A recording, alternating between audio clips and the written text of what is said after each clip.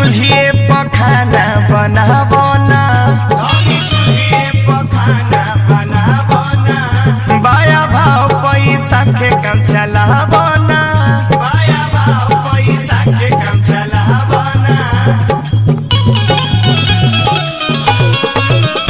हम अकेला महीना गैस किन के लाई, किन के लाई। लागे मेकअप पर धुआं मड़िया हो जाए, लागे मेकअप पर धुआं मड़िया हो जाए।